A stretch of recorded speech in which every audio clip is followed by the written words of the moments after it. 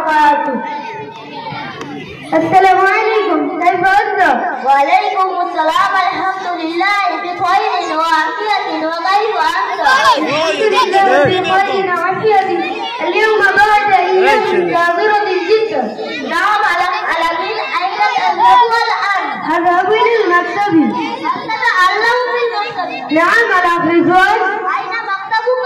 مكتبك دكتور ننديগ্رام خانقदा দিনিয়াত মুনাজ্জাম মক্তব স্কুল মক্তবি দক্ষিণ নন্দীগ্রাম খানেকুদা দিনিয়াত মুনাজ্জাম মক্তব.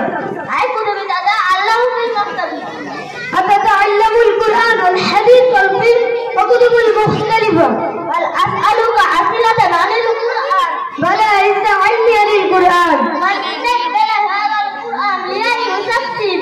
نقل الله تبارك وتعالى على نبينا محمد صلى الله عليه وسلم يقول عز وجل في القرآن الكريم: أعوذ بالله من الشيطان الرجيم، بسم الله الرحمن الرحيم، تبارك الذي نزل الفرقان على عبده ليكون للعالمين نظيرا. وفي الموضع الآخر: وإن نحن نزلنا الذكر وإن له لحافظون. يا أخي العالمين، لماذا ننزل هذا القرآن بلغة العربية؟ لهذا ننزل هذا القرآن. يقول عز وجل في القرآن الكريم: أعوذ بالله من الشيطان الرجيم، بسم الله الرحمن الرحيم، إنا أنزلنا قرآنا عربيا لعلكم تعقلون. يا أخي العالمين، هل تتعلم لماذا ننزل هذا القرآن للناس؟ نعم، يأتي نفسي بالفاعل اسمه. أعوذ بالله من الشيطان الرجيم، بسم الله الرحمن الرحيم، ذلك الكتاب لا ريب فيه هدى للمتقين. ليس فقط هذا، إن هذا القرآن 3 سنين صلاة نبينا. يقول في القرآن: للذين آمنوا بالله ورسوله من الصلاة والصفاء من السور والصوت والأمر. يا أخي العالمين، تؤمنون دائما جدا عن القرآن. ننزل هذا القرآن.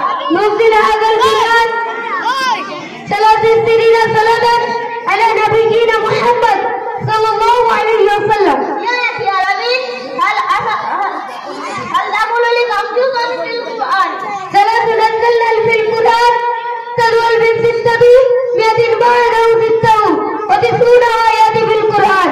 الفائدة من القراءة القرآن: نعم، بل قال رسول الله صلى الله عليه وسلم في الحديث الشريف، وقال: يقرأ القرآن يأتي يوم القيامة صبايا.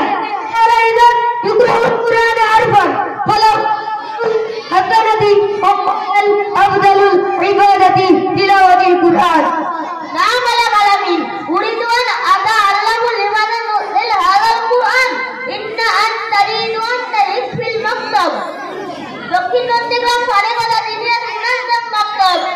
أنت في المكتب إن شاء الله. فأذهب الآن. نعم. السلام عليكم ورحمة الله وبركاته.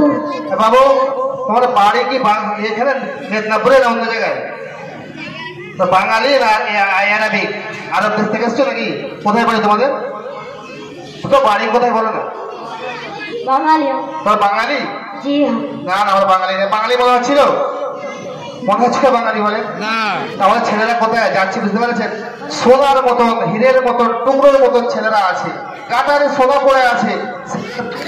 আপনি সোনার দোকান নিয়ে যান, মানুষের রাজার বাড়িতে, ধনীদের বাড়িতে, গরিবের বাড়িতে হাত হয়ে যাবে।